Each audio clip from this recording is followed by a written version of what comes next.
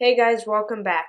Right now, while I'm showing you this lap on Paramount, I'll tell you what we're doing today. In today's video, I'll be doing trail progression on the trail Double Trouble, which is on the other side of the park. This trail took me 3 days to complete, and I'm actually pretty excited I got it done in that amount of time. On the first day, we did the first 4 jumps, which I was actually the most nervous about because I was scared about bailing after I tried each jump individually. On day 2, we did the scariest feature in my opinion, which was the big step down.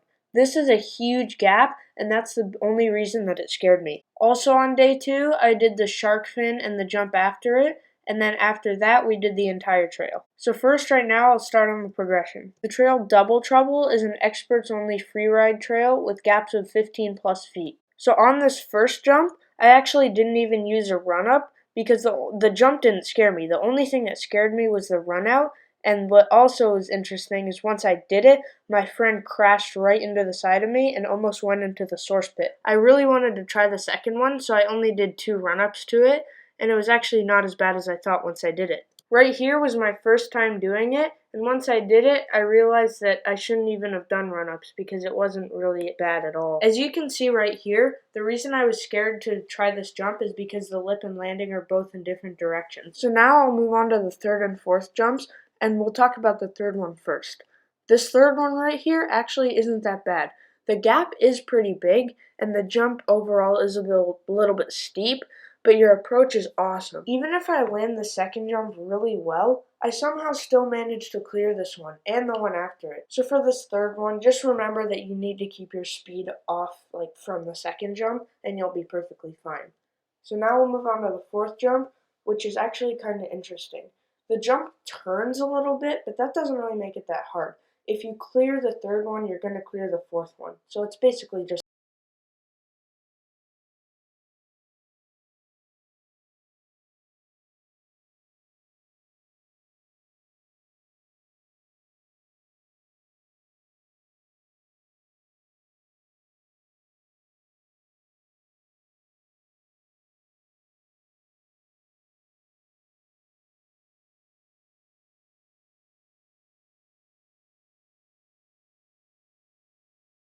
fifth jump, I was so relieved and I was definitely ready to move on to the sixth one. The main thing about this step down is that it's really big, so it scares you, but once you do it, it's no different than the second one on Paramount. I'm not going to talk anything about the shark fin because it's really not anything different than the other shark fins in the park. So after that small shark fin, you go into this massive gap jump with a big lip and a small lip.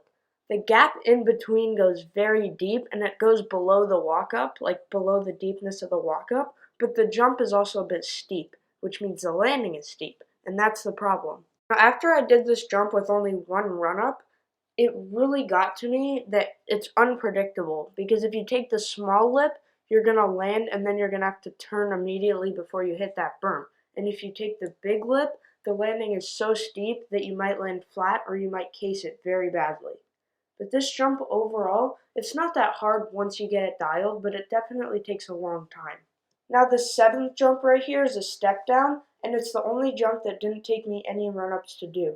Now the thing with this is that there's literally no steepness to the lip, so if you've done the other step downs in the park, even like the small one on Semper, you're good with this one. So after a long run out from the seventh jump, you have the eighth jump, which isn't actually that hard. The only problem is that there's a berm right after the jump, which can be a bit dry sometimes, but the jump isn't really anything hard compared to Flying Squirrel.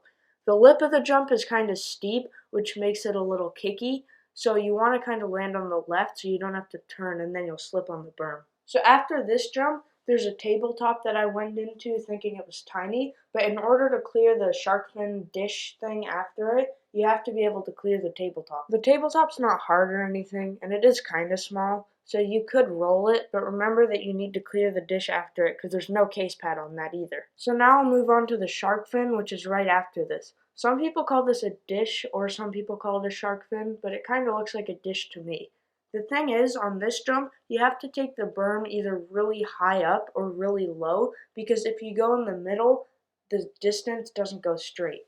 So after you do the shark fin, you go into a few more little roller jumps and then a final shark fin before you end on this hump, but I won't show you any of that. Now here's the full trail. So while I show you the full trail, I have to tell you guys something. For the next 3 weeks or 3 weekends, I won't be able to post videos. I'm traveling to London with my family, so I won't have any access to media or anything to make videos.